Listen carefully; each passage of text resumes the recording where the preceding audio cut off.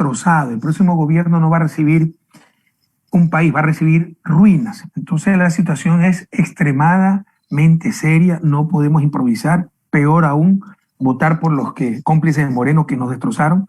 Claro, ha habido pandemia, pero no tenía que afectarnos como nos ha afectado. No se hizo nada para proteger la economía. Les pongo un ejemplo. Antes del terremoto de abril del 2016, revisen, el Fondo Monetario estimó que íbamos a decrecer 4.5%. Con terremotos, juicios perdidos contra Occidente, al Chevron, apreciación del dólar, solo decrecimos 1.5%, porque tomamos las medidas adecuadas. Y el 2017 ya estábamos creciendo. Ahora vamos a crecer 11%. Es una crisis gravísima. No es momento de aventureros, no es momento de banqueros que han gobernado con Moreno. Hay que retomar esas políticas que tanto prosperidad nos dieron desde 2007 al 2017. Economista, si bien es cierto, la situación ha sido compleja, el Estado adeuda todavía a maestros, adeuda a los médicos, quienes son los que han enfrentado la pandemia. ¿Qué decir al país? ¿Cómo sería la actualidad si se hubiese manejado los recursos de otra manera y de igual manera el tema de la pandemia? Hubiéramos tal vez decrecido, como algunos países, aunque hay países que no están decreciendo, pero son la excepción, pero no 11%, no hubiera aumentado la pobreza absoluta. A nosotros en el 2016, pese a que decrecimos 1.5 por el terremoto, no nos creció la pobreza absoluta, porque usted puede evitar eso. No aumentó la desigualdad, no aumentó la inseguridad. Ahora ha aumentado pobreza, desigualdad, inseguridad, ya no sirven los servicios públicos, la corrupción campea, de nuevo volvieron los tramitadores al registro civil, hay que pagar por los cupos en la universidad, en los colegios. Eso no tiene nada que ver con la pandemia. Tiene que ver con un gobierno corrupto que ha sido protegido, encubierto por la prensa, cierta prensa, por los banqueros, por las autoridades del gobierno, del Estado, fiscal, contralor, que se apoderaron ellos del Estado. ¿Para qué? Para perseguirnos. Eso es todo. Entonces, podía ser diferente. Por ejemplo, nunca se hizo un paquete de ayuda potente para los más pobres como lo que está ofreciendo Andrés Arauz, que ahora sin sangre en la cara lo están criticando, por ejemplo, los banqueros. $1.000 a 1 millón de familias. Eso sería $1.000 millones. Uy, ¿cómo se va a dar $1.000 millones? Primero eso lo sugiere el Fondo Monetario lo está sugiriendo en otros países, pero una cosa es lo que dice, otra cosa es lo que impone. CEPAL también lo sugiere. Es transferencia a la familia, en este caso de golpe, para que la recuperación sea más rápida. Pero $1.000 millones ahora es 1% del PIB, que está en 100.000 millones, un poco más. Bueno, en el año 83, Osvaldo Hurtado, ¿se acuerdan de la securitización? Que el gobierno, que el Estado adopte las deudas que tenían los empresarios. Eso nos costó $1.300 millones, pero con una economía de 20.000 millones. Ahí no había problema, porque era para los ricos. Ahí no había problema. El salvataje bancario en el 99 nos costó unos $8.000 millones, una economía de $30.000 millones. Pero ahí no había problema, porque era para los banqueros. Pero dar $1.000 millones a las familias pobres para recuperar la economía, ahí sí es demagogia, no saben lo que están hablando, ya basta. Sabemos lo que hacemos y es la manera más rápida de reactivar la economía, darle capacidad de compra a 1 millón de familias. Economista, si bien es cierto, en la época en que usted estuvo a cargo del periodo presidencial, el petróleo también fue bajo y usted logró grandes obras. Hoy el petróleo no ha estado tan bajo, pero obras en cuanto a vialidad, en cuanto a salud, en cuanto a educación, es lo que menos se ha visto en el país. No solo eso, Elena, el asunto es más grave. Bueno, en honor a la verdad, tuvimos años de bajos precios, 2015, 2016, 2008, 2009, pero también tuvimos años de buenos precios, 2011, 2012, y se hizo una inversión histórica. Sin embargo, pues, es una forma muy fácil para aquellos mediocres y envidiosos que dicen es que Correa fue suertudo para tratar de justificar la inmensa obra que hicimos. Hay una medida muy fácil. Igualito le pasó a los municipios, a la prefectura, porque ellos reciben proporcionalmente el ingreso que recibe el gobierno central. Es decir, si a nosotros nos aumentó el ingreso petrolero, también lo aumentó. A Nueva Loja, también lo aumentó a Cuyabeno, le aumentó, qué sé yo, a Quijo, al Chaco, a Quito, a Guayaquil. Si nosotros triplicamos la recaudación tributaria porque luchamos contra la evasión, que era la mayor forma de corrupción, también lo aumentó a Quito, Guayaquil, Cuyabeno, Chaco, Quijo, Xuxufindi, Nueva Loja. ¿Y qué gobierno local, municipio, prefectura hizo de lejos lo que nosotros hicimos como gobierno nacional? Es porque sabemos hacer las cosas y se transformó al país. Este gobierno no ha tenido los precios bajos que nosotros tuvimos. El 2017 se habían recuperado los precios, recuperado la economía, estábamos creciendo, pero votó a la basura el programa ganador en las urnas, rompiendo la democracia. Eso es imposible en un país desarrollado, que se vote por las políticas progresistas y nos engañen y adopten el más cruel neoliberalismo. Eso no existe en un país desarrollado. A los 2 meses se cae ese gobierno. Allá, por destruir a Correa, lo aplaudieron los medios de comunicación, ciertos canales de banqueros, y mire lo que produjeron, ¿no? Esta tragedia que estamos viviendo. Pero en todo caso, impusieron el neoliberalismo y destruyeron al país, porque es un sistema totalmente inadecuado para la realidad del país. Entonces, pero no solo eso, le decía Elena, se quedó corta. No solo que no aprovecharon la recuperación del precio del petróleo. Y les muestro, cuidado, hablemos con cifras, porque ese es otro de los problemas del país. Se dice cualquier cosa sin cifras. Pueden ver en el Banco Central, pueden ver en el Ministerio de Finanzas, en el propio acuerdo con el fondo, cómo la deuda externa en el 2006 fue 21.8%, déjenme poner los lentes, los años no pasan en vano, 21.8%, en el 2016 25.7%, pero con Moreno, que no ha hecho nada, va a ser 52%. Revise. El 2006 la deuda externa era 10.215 millones, 2016 25.679, es decir, en 10 años aumentamos 15.000 millones la deuda externa, que es la importante. Pero invertimos 100.000 millones de dólares. Eso es como haberse comprado una casa nueva de 100.000 dólares, pero solo deber 15.000 dólares. Tremenda responsabilidad, tremendo buen negocio. Ya no paga arriendo, tiene techo propio, vale 100.000 dólares la casa, pero solo debe 15.000 al banco. Estos señores en 3 años y medio se han endeudado en más de 20.000 millones de dólares y no han puesto un adoquín, pues. No han puesto un poste de alumbrado público. ¿A dónde se ha ido esa plata? Se ha ido fuera del país. Entonces no es solo el ingreso petrolero que no lo aprovecharon. Ellos sí han dejado sobreendeudado al país. En este momento el coeficiente de deuda PIB, que yo lo dejé en 38% total, deuda externa solo 25%, ellos lo tienen en más de 55% total y deuda externa solamente en 52%. Ellos sí han endeudado al país, lo peor de todo. No para pagarle a los médicos, no para reactivar la economía, no para hacer obras tan necesarias para sucumbir, para financiar la fuga de capital de los banqueros, de la argolla que nos gobierna, y toda esa plata ha sido afuera. El país ha quedado endeudado, la economía quebrada y la plata afuera. Todo eso cambiará si, Dios mediante, ustedes nos apoyan y ganamos las próximas elecciones y juntos recuperamos el futuro. Economista, se empieza a escuchar ya y el temor ante la ciudadanía existe de que nos hagan un paquetazo, que el próximo año contemos ya con un paquetazo, ciertas cosas ya han subido, la gasolina y hay variantes en los precios, todo esto. ¿Cree usted que el país está preparado para un paquetazo el próximo año como está la economía a nivel mundial? Es lo menos adecuado, la gente no entiende nada. Para ellos todo empieza y termina por el sector fiscal, subir impuestos, bajar gastos, y eso hace estallar la economía. Revise los organismos internacionales, CEPAL, Banco Mundial, Fondo Monetario, Unión Europea. Hay que tener una política fiscal expansiva, obra pública. Cuando usted hace una escuela, no solo es los niños que se benefician, los niños son los que se benefician. Se beneficia la economía de la construcción, porque hay un arquitecto que va a hacer los planos, un ingeniero que va a supervisar la construcción, obreros, albañiles, el carpintero que hace las puertas. Y todo eso van a tener un ingreso que con ellos se crea demanda, van a comprar la tienda de la esquina, el tendero paga el alquiler, el dueño del inmueble va al restaurante, con eso el dueño del restaurante paga el mesero. Y así se reactiva la economía. Entonces lo que se sugiere es lo contrario de lo que está haciendo esta gente, una política fiscal que se llama expansiva, de recuperación, y lo que están haciendo es imponiendo lo que se llama una política fiscal recesiva o de austeridad que quiebra a las naciones como a Grecia, que 10 años ha mantenido en crisis esta clase de política, por hacerle caso al Fondo Monetario. Y esto ya está establecido por este gobierno cobarde, porque ni siquiera lo asumieron ellos, lo dejaron firmado. Establecen que el próximo año, en forma permanente, el presupuesto del Estado tiene que reducirse en 3.000 millones. Eso significa menos médicos, menos hospitales, menos carreteras, menos subcentros, menos unidades del milenio.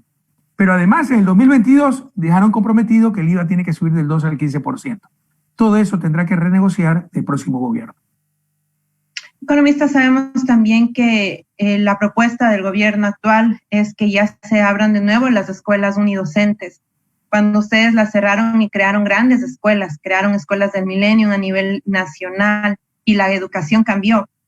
¿Qué decir ante tan tanta situación, tanta maldad puede decirse que existe, que según ellos aducen de que lo hacen para que los niños no tengan que caminar, no tengan que trasladarse por el peligro. Usted sabe, actualmente se inventan cosas por tratar de hacer quedar mal a las grandes obras que usted dejó inaugurando y que se vio los cambios en educación.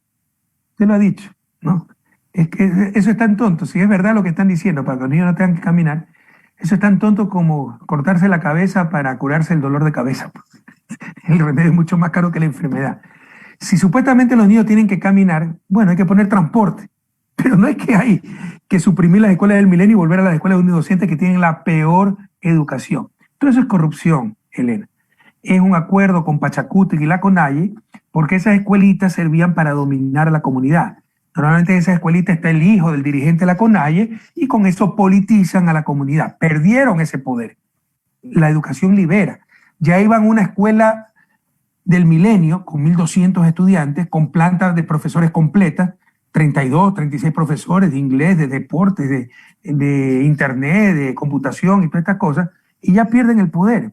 Entonces, por eso es que están reabriendo esas escuelas unidocentes, porque ellos saben que es la peor educación, pero no les interesan los pobres, les interesa sus espacios de poder. Que no sean criminales, hay que retomar esas escuelas si había problemas, que seguro hubo, porque nosotros enfatizamos, por ejemplo, las escuelas en el campo, en la Amazonía, pero la Amazonía tiene 44% del territorio nacional y menos del 5% de la población. Y por eso era complicado llenar esas escuelas, pero peor es tener las escuelas unidocentes, pues. Había gente que tenía que viajar 2, 4 horas en canoa. Bueno, hay que ver cómo se les pone internado, como hicimos en Nuevo Rocafuerte. Ahí la escuela tiene internado para que pasen de lunes a viernes, mantenidos, viviendo en función del Estado, ¿no? Con comida, con cuarto, etcétera, para que puedan estudiar esos chicos, los pobres entre los pobres. Pero no, buscaron los pretextos para decir, hay problema de transporte, hay que cerrar las escuelas. O sea, les duele la cabeza, se cortan la cabeza. Qué absurdo. Es criminal lo que están haciendo y son de las tantas cosas que tenemos que retomar, porque escúchenme, sucumbíos amazónicos, sobre todo los más pobres, sobre todo las comunidades indígenas. Ecuador nunca necesitó de esclavitud, nunca necesitó de segregación racial como en Estados Unidos, como en Sudáfrica, el apartheid. Fue suficiente la peor educación para los más pobres para mantenerlos siempre excluidos. Queremos liberarnos, queremos alcanzar el buen vivir, tenemos que mejorar la educación. Y para eso los maestros son indispensables, estas escuelas del milenio son indispensables, muchas cosas son indispensables, pero se empezó. Y tenemos que continuar para darle la mejor educación, sobre todo a los más pobres. Economista, sabemos que usted aquí en Sucumbíos inauguró grandes obras. Una de ellas dejó sentado Puerto Providencia, Manta, Manaos. ¿Qué decir ante que nunca tuvo esto, nunca lo pusieron a caminar, la inauguraron y se quedó ahí? Pues no solo eso, pues refinería el Pacífico. Y lo que estaba caminando quisieron destruirlo, Yachay, la Iquique. Entonces, este gobierno es patológico. Mira, se dejan guiar por el odio, y sobre todo los jóvenes que me escuchan. Aprendan de esto. Ustedes no conocieron el viejo país, ya lo están sufriendo. Porque antes era así. Antes era corrupción generalizada, abandono, no había obra pública, los servicios públicos eran de la peor calidad. Se repartían los hospitales para comprar votos, las escuelas las dominaba el MPD, las universidades también. Se vendían los cupos en las escuelas, los tramitadores del registro civil. Eso era el viejo país. Nosotros acabamos con ese viejo país. Ha vuelto. Pero no solo que no construyen, destruyen, porque porque están motivados por el odio. Y su odio es tan grave, queridos jóvenes, y aprendan de eso, nunca caigan en eso. La vida es demasiado corta para odiar. Y el odio destruye sobre todo al que posee ese odio, más que el que recibe ese odio. Algunas veces hacen daño, ¿no? A nosotros nos han hecho daño. Yo tengo 38 procesos penales, una placa a la infamia, me quitaron la pensión vitalicia, me están embargando la única casa que tengo en Quito, ¿no? Entonces, sí, algunas se hacen daño, pero ellos también se hacen daño. Pero no les importa, porque por el odio no buscan el buen vivir de los demás, no buscan su buen vivir, buscan el mal vivir de aquellos que odian. Y todo vale para el mal vivir de aquellos que odian, para hacerle daño a Correa. Y por eso pararon Puerto Providencia, por eso pararon Refinería del Pacífico, por eso dijeron el puente a ninguna parte, por eso dijeron tratan de destruir las universidades emblemáticas, las escuelas del milenio y tantas cosas más. Si ganamos, gracias a su apoyo, el próximo 7 de febrero, recuerden que ahora somos listas 1 y hay que ganar presidencia y mayoría en asamblea para revertir todas las leyes perversas que ha hecho este gobierno, vamos a retomar todos estos proyectos porque son proyectos para tu buen vivir. Puerto Providencia es parte del eje Manta-Manaus, que es un eje multimodal. Multimodal significa que puede llegar vía marítima al puerto de Manta, vía aérea al aeropuerto de Manta, de ahí por tierra, de ahí por río hasta Puerto Providencia, ya tenemos los carreteros, de ahí por río hasta Colombia, Perú, incluso Manaus y Belén, ya en la costa atlántica de Brasil, y puede ser otra vía de comunicación y de exportaciones. De hecho, ya estábamos exportando, pero a este gobierno no le interesa y paró absolutamente todo. Todo eso se retomará, porque nosotros sí nos guiamos por amor de patria y por el buen vivir de todas y todos los ecuatorianos.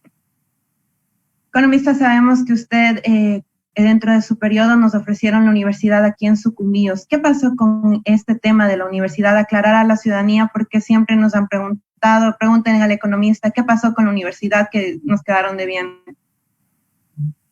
Fallamos, pero no pude cumplir todo, pero ¿con cuánto cumplimos, no? Pero así es. Ha sido un poco la injusticia, ¿no? La vida pública es ingrata. Porque ustedes saben que nuestro gobierno transformó Sucumbíos solo en Nueva Loja. Mire, si hubiera sido mala fe como este gobierno y mediocre, encontramos un centro comercial que había empezado a hacer un tipo abad, me acuerdo que era del MPD, alcalde de Nueva Loja, ¿verdad? No sé si usted lo recuerda, ¿ya? Sí. En lugar de perseguirlo, meterlo preso, decirle que es una bestia, lo que hicimos fue reconocerle los costos y hacer el centro de atención ciudadana espectacular que tiene en estos momentos Nueva Loja. Eso es ser constructivo. El puente sobre el río Aguarico, el prefecto se había quedado colgado, no tenía plata, capacidades técnicas, era un prefecto de Pachacuti, me parece. Opositores. Sí. ¿Qué hicimos? ¿Perseguirlo, meterlo preso? No, eso perjudica a la ciudadanía. Apoyarlo y asumimos el costo y nosotros acabamos el puente. Entonces, solo por ponerle un par de ejemplos de cuando se tiene una visión constructiva de las cosas y lo que es un buen gobierno. Pues con este gobierno lo que se ha hecho es persecución, destrucción total, pero se me olvidó la idea principal. ¿Cuál fue su pregunta exactamente, Elena?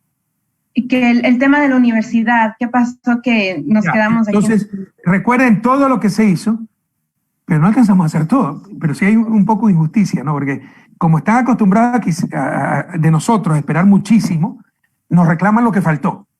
En cambio, a los pésimos gobiernos aplauden lo poquito que hizo. Gracias, algo dieron.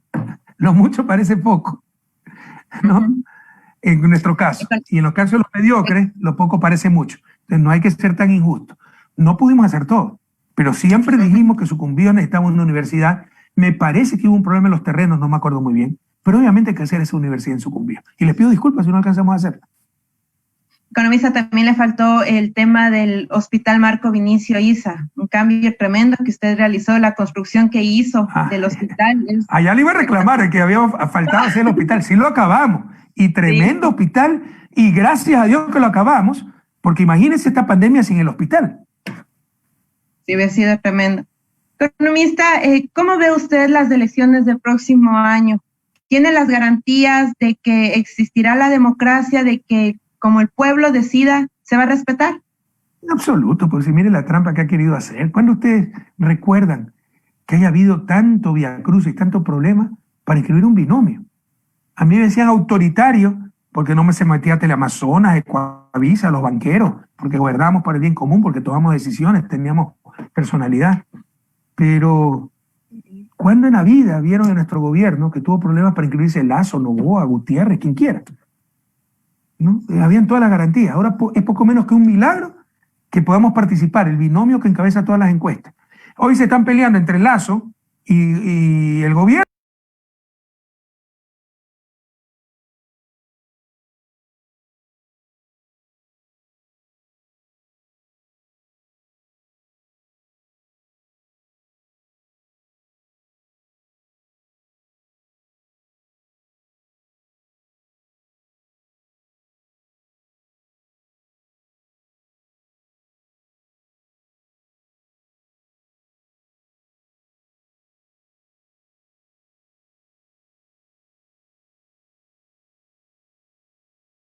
Para ver si has entrado o no a Noboa. El gobierno quiere dejarlo entrar porque nos quita a todos un poquito para ver si logran una segunda vuelta y todos se unen contra nosotros. porque saben que con nosotros no tendrán. Moreno no solo repartió la patria, Consejo Electoral, Tribunal Contencioso Electoral, Fiscalía, Contraloría, Procuraduría, jueces, todo, sino que se declaró emperador, dijo que sus decisiones estaban por encima de la Constitución. Y en vez de mandarlo al manicomio, ese pobre hombre, lo apoyaron. Y se tomó la Corte Constitucional, declaró vacancia constitucional 7 meses, puso Corte Constitucional servil. Y mire cómo estamos ahora. Lo que estamos ahora viendo es sobre todo consecuencia de esa consulta popular y del chiflado de Trujillo. En todo caso, con el aplauso de cierta prensa y del gobierno, obviamente. En todo caso, no hay ninguna garantía con estas autoridades locales. Por eso les digo con mucha convicción, votar todo lista 1, somos ahora lista 1, porque tenemos que ganar con una amplia ventaja o estos sinvergüenzas no nos van a dejar ganar. Economista, si bien es cierto, tampoco le dejaron inscribir su candidatura. Pusieron trabas, hubo problemas. ¿Qué decir ante tal vez la injusticia que existe en ciertos momentos y en ciertos momentos sí la aplica? Bueno, las injusticias claman al cielo, dice la doctrina social de la Iglesia, ¿no? Por mí no se preocupen, yo sabré resistirlo, sabré vencer. No, es que son hasta tontos, con sus mentiras tan burdas. ¿Quién va a creer? Imagínese, Elena, usted es joven, después de 30, 40 años, sus nietos van a leer la historia, y Rafael Correa, después de ser 10 años presidente de la República, 100.000 millones de inversión, transformar la patria, sembrar el país de obras, fue condenado 8 años por influjo psíquico y haber prestado $6.000. ¿Qué va a decir ese chico? Es un héroe, Correa, lo están calumniando, no tienen de qué acusarlo. Entonces son hasta tontos. Sus mentiras no van a prevalecer, lo que están haciendo es inmortalizándonos. A nivel internacional todo el mundo se les ríe y más temprano que tarde se va a derrumbar y sobre ellos mismos sus mentiras. Pero me preocupa la gente que está presa. Jorge Glass, un hombre honesto, imagínense, lo apresaron a él y los derechos lo dejaron en impunidad. ¿Qué más claro puede estar que esta gente es la corrupta que utilizó la lucha anticorrupción para perseguir políticamente a sus opositores? Pero en todo caso hacen daño, ¿no? Yo tengo 38 investigaciones penales, 38. Ni el Chapo Guzmán, Al Capone y Pinochet juntos pues han tenido tanto. Se me sentencia por influjo psíquico y prestar $6.000. En otro caso me sacaron orden de prisión porque un policía que no conozco dijo que le había llamado a ordenar un secuestro. Y cuando le preguntaron, ¿tiene el teléfono? No, lo boté. ¿Se acuerda el número? No, era privado. Y ya dijo que lo obligaron, que era mentira, que Trujillo lo amenazó con meterle 9 años presos si no me involucraba a mí. Y ni siquiera lo ha publicado en los medios de comunicación esto. Se me quita la pensión vitalicia a un presidente que le ganó todas las elecciones. 10 años. A Abdalá Bucaram, a Maguán, nunca se le quitaron la pensión vitalicia porque nosotros no perseguíamos a la gente. Se me quiere embargar mi casa en Quito, la casa de mi familia, mis hijos, la casa que arriendo. Me pagan $1.000 mensuales y con eso pago la universidad de mi hijo, ¿no? Nunca se ha visto tanta maldad. Nunca. Pero esa maldad caerá sobre ellos mismos. Y por último, como en Edad Media, donde no había rehabilitación social, si no se quería satanizar y humillar a los condenados, se pone una placa en Carondelet. Ya Carondelet no tiene gente, no tiene museo, pero sí tiene una placa en la ignominia sobre el caso Sobornos.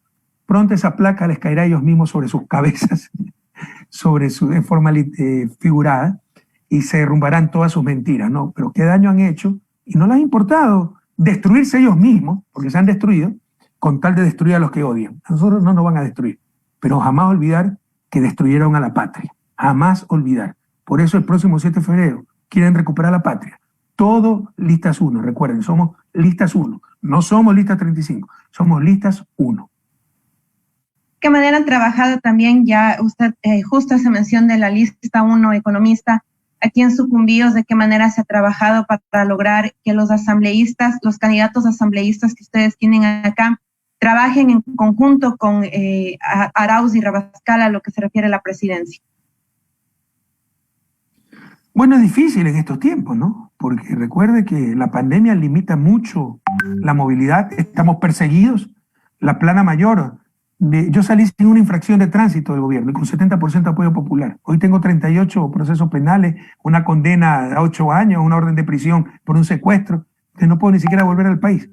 Pero lo mismo le pasa a Ricardo Patiño, que tiene una orden de prisión por un discurso en un evento partidista, por Gabriela Rivadeneira, que la acusaron de rebelión, instigar a la rebelión por las protestas de octubre. Luego metieron preso a su padre y ya se olvidan de esas cosas, diciendo que él era el testaferro. Moreno salió diciéndole al país en cadena nacional que ya se había descubierto el testaferro de Gabriela Rivadeneira, su padre, que movía millones. Bueno, fue sobreseído y ni siquiera lo publicó la prensa. Y ahí hay mucha gente fuera del país, presa, perseguida. Entonces ha sido difícil organizar esta campaña. Nos faltan recursos, luchamos contra billeteras enormes como la de Lazo, como la de Noboa, como la del propio gobierno. Lo que tenemos, ellos tienen todo, menos gente. El pueblo está con nosotros. Entonces sí les pido a los asambleístas hacer un esfuerzo sobrehumano para coordinar la campaña, ya no trabajar 2 o 3 horas, trabajar hasta desfallecer, aquí hasta el 7 de febrero, porque tenemos que ganar esas elecciones, tenemos que ganar mayoría en la asamblea si queremos recuperar la patria, si queremos recuperar esa salud, esa educación, esas carreteras, esas obras para la Amazonía, esa universidad, que ahora sí hay que cumplirla, ¿no? Creo que avanzamos bastante en nuestra época, si no mal lo recuerdo, en el ENO era, y hubo un problema de terrenos por ahí, ¿ya? Ojalá eso se haya solucionado, pero con este gobierno nunca va a tener la universidad. Entonces, para continuar con las cosas pendientes, continuar en esa senda de prosperidad. Entonces, sí, a nuestros asambleístas, un abrazo, ¿no? Todo el respaldo del mundo y a trabajar como si no tuviéramos un solo voto. Economista, si bien es cierto, varios alumnos que se incorporaron o estudiaron en la UNAE nos han escrito y dice que le mandan un fraterno abrazo, un saludo, que lo quieren mucho por todo lo que hizo aquí en Sucumbíos, en cuanto también de la Universidad de la UNAE crear una extensión para acá. ¿Qué decir a esos jóvenes que todavía tienen la esperanza de que cambie el país? Bueno, le voy a leer lo que dice el Papa Francisco. Usted sabe que soy medio curuchupo. Primero le digo a esos jóvenes, lean la encíclica del Papa, que es una maravilla, su tercera encíclica. Yo creo que incluso superior a la Laudato Si, es una maravilla esta encíclica. Y mira lo que dice el Papa. La mejor manera de dominar y de avanzar sin límites es sembrar la desesperanza y suscitar la desconfianza constante. Nada sirve, somos ecuatorianos, somos inútiles, todos los políticos son ladrones, no tenemos salida. Es la mejor manera, joven, de dominarte. No caigas en esa trampa, que te roben todo, menos la esperanza. Y mira lo que dice el Papa. Aún disfrazada detrás de la defensa de algunos valores. Todos son corruptos, hay corrupción generalizada. Es que tú eres corrupto, el que me escucha. No, es una minoría de corruptos. Pero con eso escandalizaron precisamente para robarte la esperanza. Además que los corruptos siempre han sido ellos. Y hay varias formas de corrupción. Corrupción es mal uso del poder en general, para llenarte de plata los bolsillos, pero también para servirte a tus intereses. Por ejemplo, los dueños de los medios. Fidel es un corrupto. Utiliza Teleamazonas para defender sus intereses. El poder mediático para defender sus intereses. Un académico que manipula a sus estudiantes es corrupto. No tiene honestidad intelectual. Tiene influencia sobre los demás y utiliza esa influencia para imponer sus intereses también. Hay muchas formas de corrupción. Pero en todo caso, la mayoría de nosotros no somos corruptos. Que no te roben la esperanza. Somos gente buena. Dominada en estos momentos por el peor gobierno de la historia con la complicidad de cierta prensa, pero podemos recuperar la patria. Entonces, primero quería leerles esto a los jóvenes, lo que dice el Papa Francisco, a no dejarse robar la moral, a no dejarse desmoralizar, así es la forma de inmovilizarnos. Y cuando estamos inmovilizados, cuando no creemos en nada, cuando decimos todos los gobiernos son iguales, todos los políticos son iguales, ¿quiénes dominan? Los medios de comunicación, el gran capital, los grandes empresarios, a no caer en esa trampa. Y le digo, confíen en el país, prepárense de la mejor manera más excelente. Aquellos que han salido del UNAE, ustedes tienen la profesión de profesiones. En sus manos está el presente y el futuro de la patria. Sin educación no habrá desarrollo, ni siquiera democracia. Porque para que funcione la democracia se requiere información, que nos la han robado los medios de comunicación, y formación. Para procesar esa información, tener espíritu crítico, y con mala educación no tenemos esa formación. Entonces, la educación es clave para el desarrollo y para la propia democracia. Y en sus manos está el presente y el futuro. Dicho esto, pues una mala noticia. Ustedes saben que la UNAE también está politizada totalmente. Pusieron ahí un burropié de Moreno del gobierno que está destrozando la sede de la UNAE en Azogues, ¿no? Pero ya queda poco tiempo para que termine esa pesadilla. Recuperamos la patria el 7 de febrero, recuperaremos la UNAE, la Universidad Nacional Docente, clave para el desarrollo, porque está formando la profesión de profesiones a nuestros maestros. Economista, si bien es cierto, sabemos usted tiene conocimiento del plan de trabajo de Arauz. ¿Qué decir a la ciudadanía? ¿De qué manera tenemos la garantía de que él no traicionará como lo hizo Lenín Moreno aquí en el país? No ha dejado traumado eso, ¿no? Hay que superar ese trauma. De nuevo le leo los del Papa. Claro, golpes así desmoralizan, hacen perder la fe. No, miren, dijo que era bueno y ha sido un traidor, un inepto total. a no perder la fe, compañeros. Lo de Moreno, ¿quién es así? ¿Quién de ustedes es traidor? Es un caso ya patológico, un caso de estudio. En vez de un enfermo, va a inspirar unas 10 tesis doctorales de psiquiatría. No ha habido una traición así en la historia del país. Ni siquiera la de Leonidas Plaza contra Eloy Alfaro. Porque Leonidas Plaza, cuando se une con el banquero Lizardo García, al cual había derrotado en elecciones, y luego pactaron para que sea presidente Lizardo García, se unieron Leonidas Plaza, Lizardo García. Lo mismo que sucedió acá, se unió Moreno con Lasso para atacar a Alfaro, pero Leonidas Plaza siguió siendo liberal. El liberalismo se partió en dos vertientes, alfarista y placista. Acá, Moreno, no solo que pactó con Lasso, el banquero rival en las elecciones, adoptó el programa de Lasso, el neoliberalismo, y nos quebró a todos. Y el neoliberalismo más corrupto, más inepto, más incompetente, más inconsistente, más deshonesto. Entonces, superemos ese trauma. Ha traumado a las víctimas del traidor y a los titiriteros del traidor, porque nadie confía en un traidor. Lo desprecian, lo utilizan, y eso es otra cosa. Verán que cuando deje de ser presidente, la oligarquía que ha utilizado tanto a Moreno no lo dejará entrar ni en su barrio, ¿no? Es un tonto útil. Pero todos desprecian a un traidor. Y a todos traumatiza una traición de esta naturaleza que no se ha visto en Ecuador y probablemente en América Latina. Pero es un caso irrepetible. Si Andrés Arauz fuera traidor, te hubiera traicionado. 4 años de persecución, a él también lo han perseguido. Te hubiera traicionado. Entonces, no, Andrés es un tipo sano, un joven sano, como muchos de los que nos escuchan. Superemos ese trauma, esa psicosis en que nos ha dejado un traidor como Moreno. Los ecuatorianos no somos traidores, es un caso, un accidente histórico que no volverá a ocurrir, y Andrés Arauz, si fuera traidor, yo hubiera traicionado. Es una persona sana que junto a ustedes nos va a sacar adelante. Economista, también un poco haciendo referencia a lo del tema de la universidad que me recordé, ustedes dentro de la papeleta aquí en Sucumbíos de los candidatos cuentan justamente con el primer candidato que él ha venido luchando por varios años del tema de la universidad. ¿Qué decir? Córdoba. Ajá. Yo estoy de acuerdo con la universidad. Algunas veces la gente no entiende lo que hicimos. Cuando llegué a la presidencia había como 80 universidades, pero universidades de garaje, pues, que eran un desastre. Teníamos títulos hasta de ingenieros cosmétricos. ¿Cómo se llama? Ingeniero en cosmetría. De cosmético, ingeniería, imagínense. Tuvimos que hacer una veda universitaria. 5 años decir no se me crea una universidad más. Evaluar las universidades, reorganizar el sistema. Cerramos 14 universidades de garaje. Creamos una nueva ley y ahí sí que técnicamente se abran las universidades. Pero todo eso toma tiempo y se va transcurriendo el tiempo de gobierno. Y ya no alcanzamos a hacer todas las universidades que se requerían. Además, por si acaso, lo ideal sería que se empiece con la extensión de una universidad ya establecida. Ese era el plan para Sucumbíos. Por ejemplo, la Universidad Estatal Amazónica, o como hicimos en Santo Domingo, la Universidad Politécnica del Ejército, que es de las mejores, para que con la experiencia de esa universidad funcione bien desde el inicio, poco a poco se consolida y luego se independiza y pasa a ser la Universidad de Sucumbíos.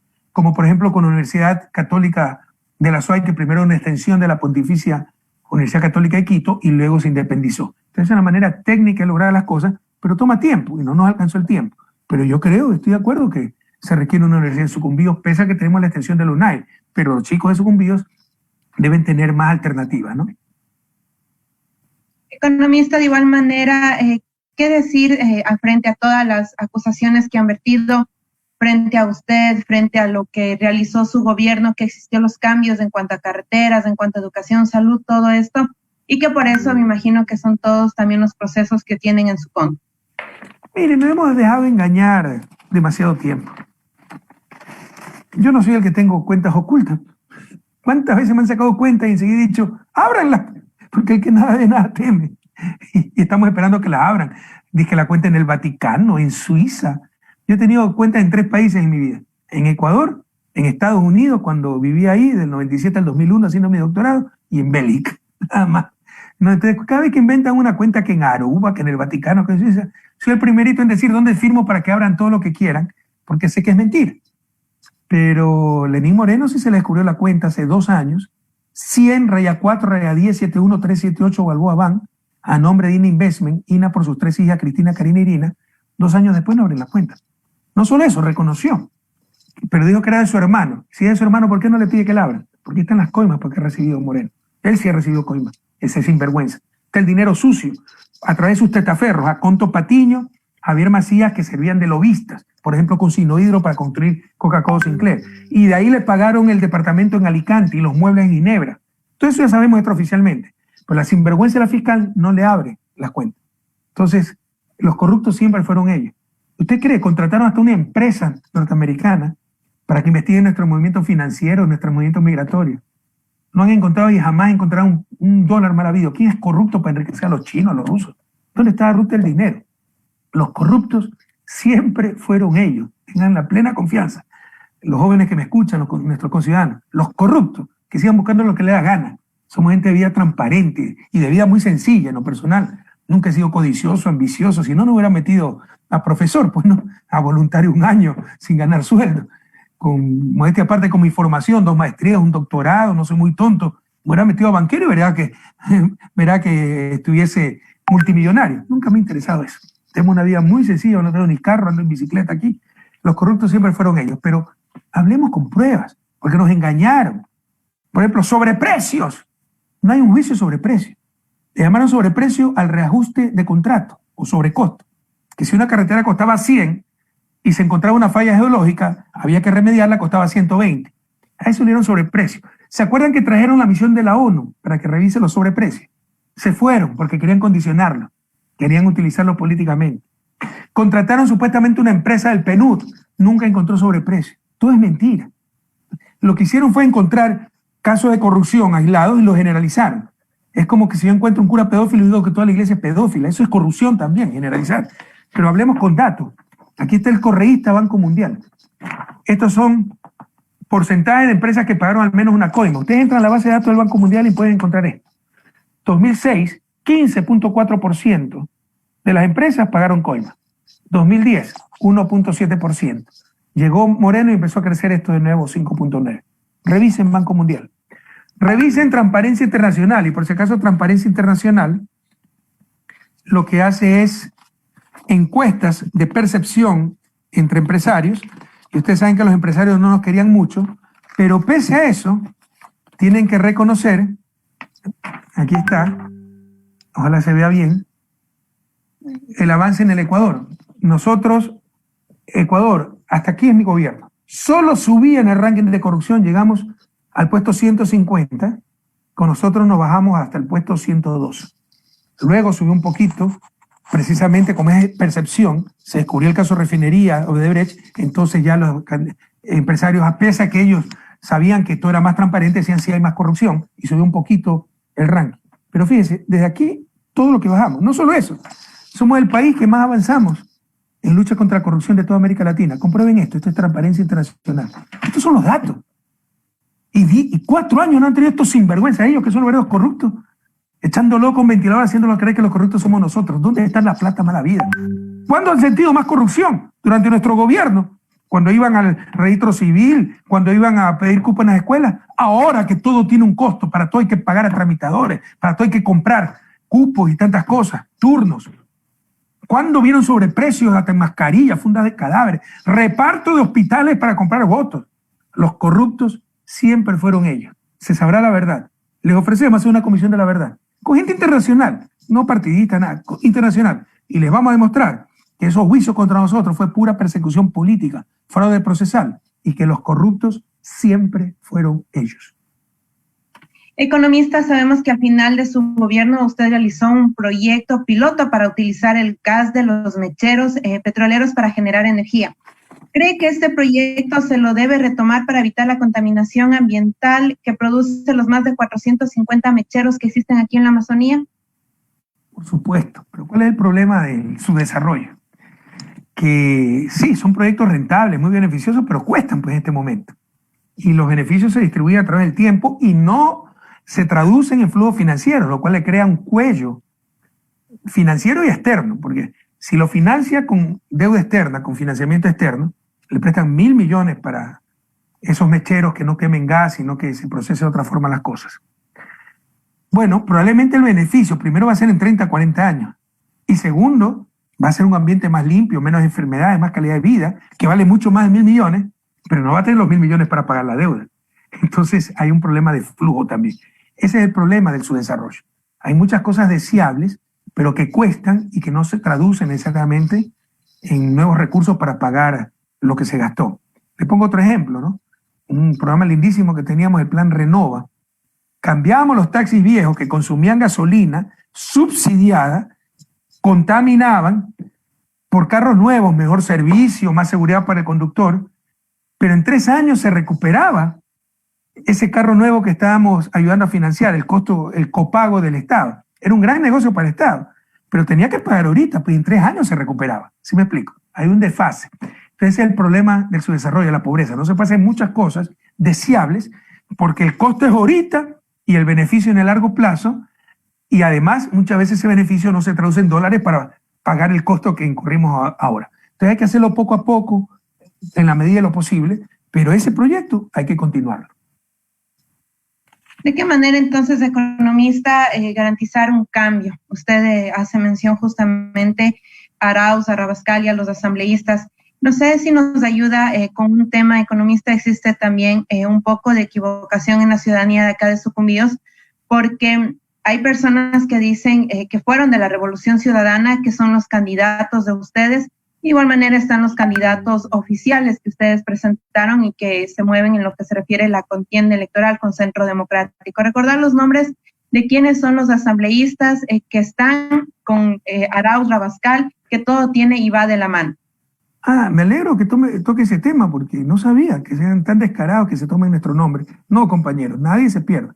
Ahora somos listas 1, en verdad listas 1-5, porque finalmente ya nos devolvieron listas 5, listas 1-5, pero es facilito. La papeleta va a ser bien grande, primerito, lista 1.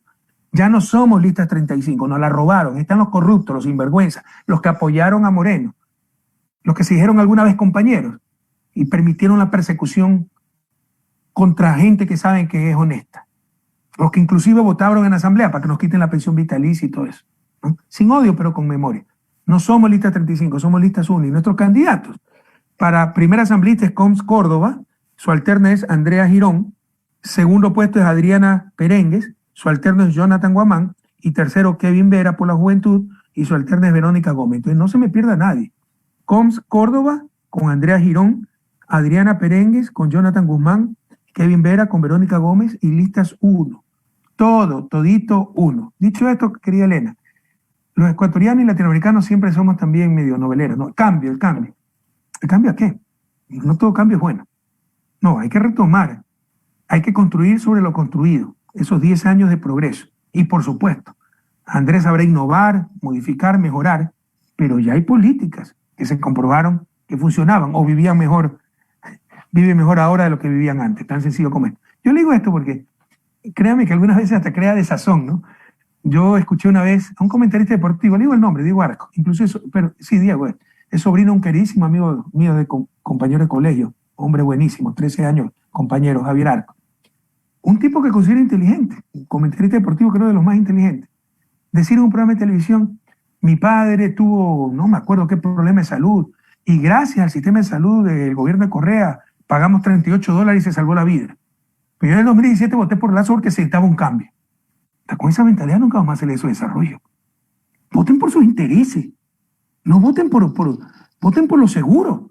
No voten por los aventureros, por los Pérez que le dicen que hay que invocar al sol y con eso saldremos de la pobreza, ¿no? Que va a exportar el agua, o con un banquero que gobernó con Moreno, por favor. No. Entonces, me encanta el cambio por el cambio. No, el cambio hacía mejor.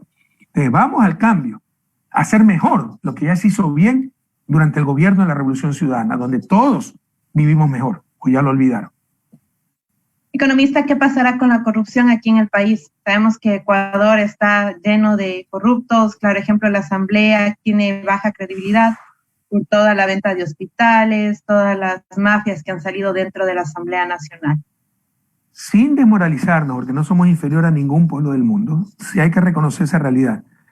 Y lamentablemente la corrupción es tolerada socialmente. Yo le cuento una anécdota, y algunas veces las anécdotas son más decidoras que estadísticas y cosas así. Cuando se nombró hasta se me fue el nombre, Alex Bravo, gerente de la refinería por parte de este señor Carlos Pareja Yanuseli, que se acuerda que lo trajeron en el 2018 y dijeron, ahora sí se va a saber todo. Todavía estamos esperando que se sepa todo. ¿Se acuerdan o no? Traen avioneta, 2017-2018, que se venía a entregar porque estaba fugado en Miami. Ahora sí, con Moreno hay garantías, hay independencia judicial y los medios de comunicación. Y ahora sí va a hablar todo, va a saberse todo. Todavía estamos esperando pues que se sepa todo, para que vean cómo nos engañan. Pero en todo caso, cuando este sinvergüenza nombra a Alex Bravo, gerente de la refinería, yo no conocía a Alex Bravo. Y ni lo conozco, no recuerdo haberme nunca reunido con él, pero me puse muy contento. Una persona joven y esmeraldeña. Él era funcionario de la refinería. Por primera vez, un esmeraldeño, gerente de la refinería que está en Esmeralda. Entonces me puse contento. Resulta que salió un sinvergüenza completo. Pero un sinvergüenza que cuando se casó, hizo tremenda fiesta, el catering lo trajo de Quito, despilfarrando plata, era evidente que estaba robando, pero todo el mundo fue a la fiesta. La High Society de Esmeralda fue a la fiesta y sabían que estaban robando. Entonces se tolera mucho la corrupción. La lucha contra la corrupción es la lucha de todo un pueblo y además sin caer en absurdos que sirve tal vez para aliviar nuestra conciencia, pero no resuelve nada. Que cuando a alguien se lo acusa ya es culpable y con eso yo mientras más lo critique, mientras más despedarse me siento mejor. No, está siendo corrupto también, porque existe lo que se llama la presunción de inocencia. Con seriedad, a no telar la corrupción. Cuando hay pruebas de que alguien es corrupto, debe tener una sanción moral, no solo legal. Pero por supuesto tampoco participar de esa corrupción sabiendo que está robando. Voy a su fiesta de matrimonio, al bautizo, a la primera comunión, cuando es evidente que le está robando a todos los ecuatorianos. La lucha contra la corrupción es la lucha de todo un pueblo. Agradecemos, economista, por el tiempo que nos ha brindado. Quedan todavía temas por seguir consultando, seguir viendo y analizando la situación, cómo avanzamos aquí en el país. ¿Qué mensaje, economista, dejar a todos sucumbidos y al país entero que le miran a través de nuestra página de Facebook de Ecovisión? Termino por donde empecé. Les decía yo que he tenido una vida dura, no es el momento más duro de mi vida, sé luchar y tengo la certeza que venceremos, sus mentiras se derrumbarán. Soy un optimista enfermizo y espero que esa enfermedad sí sea contagiosa. A mantener el optimismo, como nos dice el Papa también, a no dejarnos desmoralizar. Somos gente buena, que juntos demostramos del 2007 al 2017 que podemos construir un futuro mejor. Cada día había prosperidad. La situación es muy dura, no quiero engañarlo. Se los dije, la peor crisis de la historia. No es momento de izquierda-derecha, correísmo, anticorreísmo, ricos, pobres, no. La tragedia que vivimos exige el amarillo, azul y rojo, que vengan los más capaces, con las políticas comprobadas, y en el 2025, si quieren, votan por el más simpático, por el que quieran, por su preferencia, por el amigo, por el familiar. Pero ahorita hay que recuperar la patria, hay que votar todos listas uno. Recuperamos el país en el 2025, te insisto. Los anticorreístas votan por quien quiera, pero anticorreístas, correístas, izquierda-derecha, a votar por recuperar la patria. Nos han hecho demasiado daño, la destrucción es muy grande, es tan fácil como preguntarse cuándo vive mejor, ahora o durante el gobierno de Correa. Si es durante el gobierno de Correa, el próximo febrero todito uno. Yo le deseo a cada uno de ustedes dentro de las circunstancias, lo duro del momento, una feliz Navidad, que viene sobre todo de estar en paz con uno mismo, en unión de sus familias, ojalá estén bien, se hayan cuidado de la pandemia, síganse cuidando, y que tengan fe, que el 2021, si es que tomamos la correcta decisión el 7 de febrero, tendremos un año mucho mejor, un país mucho mejor, y como hicimos en el 2007, volveremos a recuperar juntos ese futuro. Gracias a usted, Elena, gracias a Sucumbíos, gracias a la Amazonía, gracias a la patria entera. Un inmenso abrazo. Muy amable, economista. Esta fue la entrevista con el economista Correa. Hemos hecho un análisis de todo lo que ha pasado aquí en el país. Muy amable. Gracias a usted.